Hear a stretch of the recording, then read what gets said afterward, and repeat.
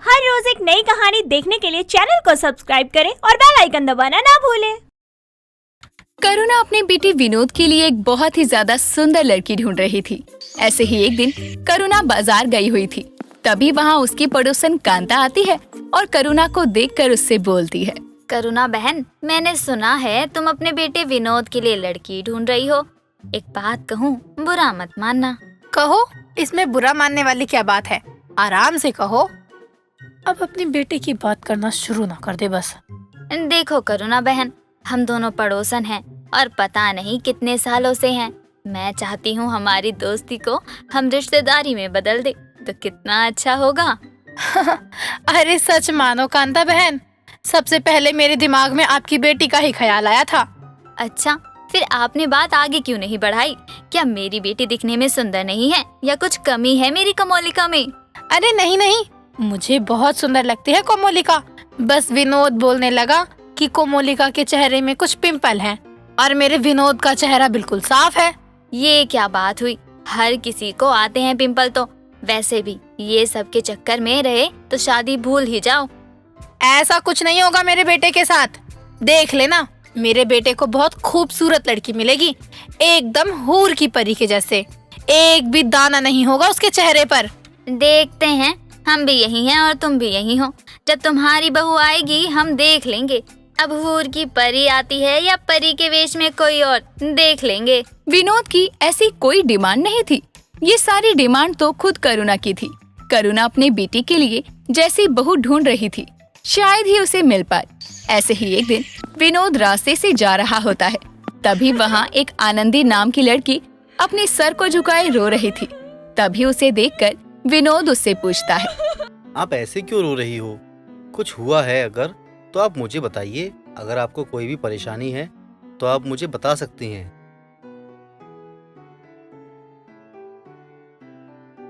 जी हाँ, मुझे बहुत परेशानी है। आप मेरी कोई मदद नहीं कर पाएंगे शायद। अगर कर सकते हैं तो मुझे कहीं भी एक जॉब दिलवा दीजिए। अरे आप जॉब के लिए रो रही हैं? मुझे लगा पता नहीं किसी ने कुछ बोल तो नहीं दिया शायद आपको, या फिर किसी ने छेड़ दिया हो। आप जॉब के लिए इतना क्यों रो रही हैं? मैं आपको अपने ऑफिस में काम दिलवाता हूँ। आप मुझे अपना नंबर दे दीजिए। अगर जॉब लगी तो मैं आपको कॉल कर दूंगा। मैं आपको अपना नंबर दूं? सच में आप मुझे जॉब देंगे? अगर ऐसा है तो आप मेरा नंबर नोट कीजिए और मेरा नाम भी सेव कर लीजिए। अगर आपको जॉब की कोई भी इंफॉर्मेशन मिले तो मुझे जरूर बताना।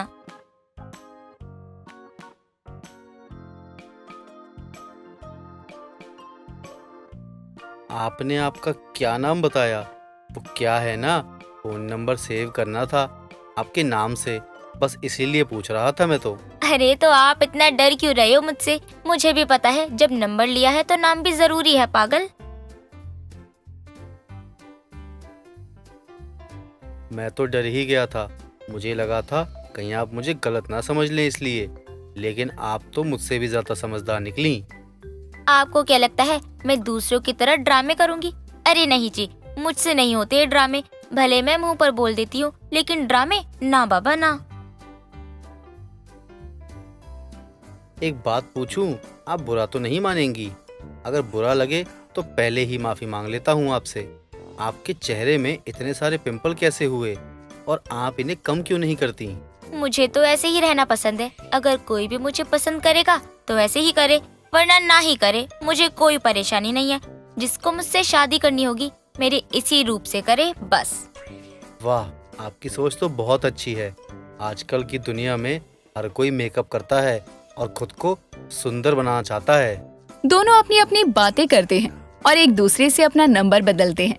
ऐसे ही कुछ दिन बीत गए और एक दिन करुणा अपने बेटे विनोद से बोलती है, विनोद, मैं चाहती हूँ तुम अब शादी कर लो। सबकी बहू आ गई है, बस मेरी ही किस्मत में बहू का सुख नहीं लिखा शायद। माँ, शादी के लिए लड़की भी तो होना जरूरी है ना। और वैसे भी मैं किसी भी लड़की से शादी थोड़ी ना कर सकता हूँ।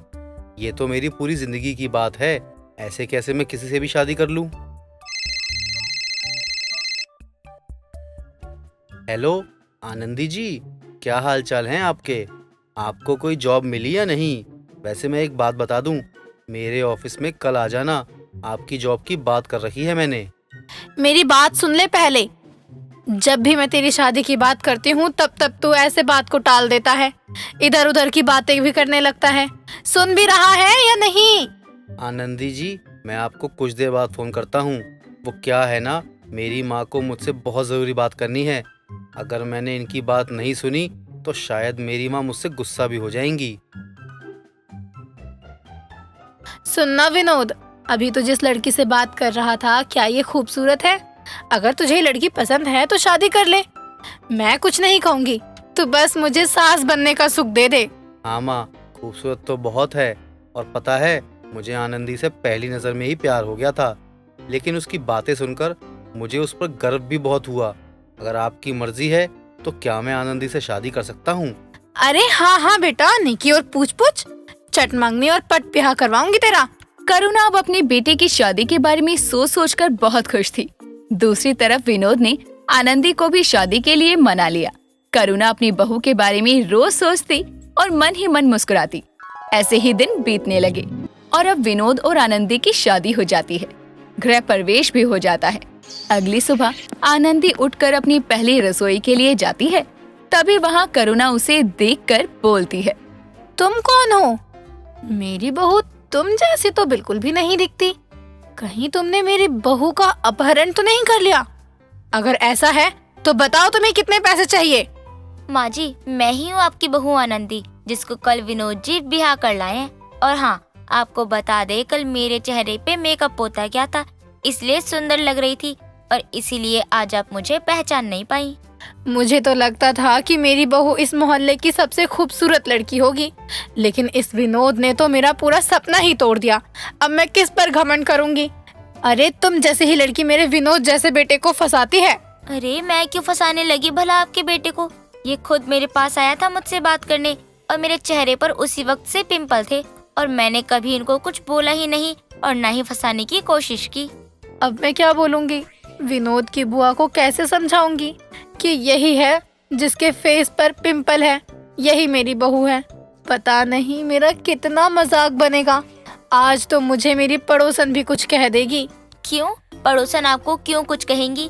वैसे भी पड़ोसन को कुछ कहने का कोई हक नहीं है, मैं बताती हूँ उसको। और रही बुआ सास जी की बात, तो उन्हें आप संभाल लेना। बात तो पहले मैंने ही छेड़ी थी कि तेरी बेटी के चेहरे पर पिंपल है, और देखो मेरे साथ क्या हो गया। उसके एक पिंपल के चक्कर में मैंने उसके रिश्ते को ठुकरा दिया और अब मुझे पिंपल वाली बहू मिल गई। करुणा अपनी बहू को बातें सुना ही रही थी कि तभी वहाँ विनोद की बुआ जानकी आती है और करुणा को देखकर बोलती है, क्या बात है करुणा, तेरी बहू के चेहरे पर कितने पिंपल है? तू अपनी बहू को देख कर नहीं लाई क्या? और आज तेरी बहू की पहली रसोई है और क्या बनाएगी तेरी पिंपल वाली बहू पहली रसोई में? देखिए बुआ जी, मैं मानती हूँ मेरे चेहरे पर पिंपल है, इसका मतलब ये तो नहीं कि मैं खूबसूरत नहीं हूँ। मेरा दिल, मेरा मन आप लोगों से बहुत ज्यादा खूबसूरत है। बड़े आई किसी का भी मजाक उड़ाने वाले। ये कैसी बात कर रही है बहू? ये विनोद की बुआ है। चेहरा अच्छा नहीं है, कम से कम जुबान तो अच्छी रख ले। तमीज नहीं है क्या तुझमें जरा भी? बदतमीज नहीं, बहुत ज्यादा ही अच्छी है बहू तेरी। मैं पहले से जानती हूँ तुम्हारी बहू को, शायद तुम्हें पता नहीं है इस बात का। तुम्हारी बातों की वजह से ही तुम्हारे बेटे ने इस लड़की से शादी की है। क्या बकवास कर रही है? मेरा बेटा पिंपल वाली बहू नहीं लेकर आ सकता। लेकिन एक बात तो अच्छी हो गई, जैसी भी हो लेकिन तुम्हारी बहू दिल की बहुत अच्छी है, सूरत से भी अच्छी है। बस कुछ पिंपल है लेकिन तुम्हारी बहू के चेहरे पर। करुणा कांता की बात सुनकर हैरान थी। सभी के समझाने के बाद करुणा अपनी पिंपल वाली बहू की पहली रसोई पूरी करवाती है। आखिरकार इतना कुछ होने के बाद सब कुछ ठीक हो ही गया। ऐसे ही कुछ दिन बीत गए और अब पिंपल वाली बहू हर दिन अपनी रसोई पूरी करती। दोस्तों, अगर आपको ये कहानी पसंद आई तो इसे लाइक करें, शेयर करें और कमेंट करके बताएं कि कहानी में आपको सबसे अच्छा क्या लगा।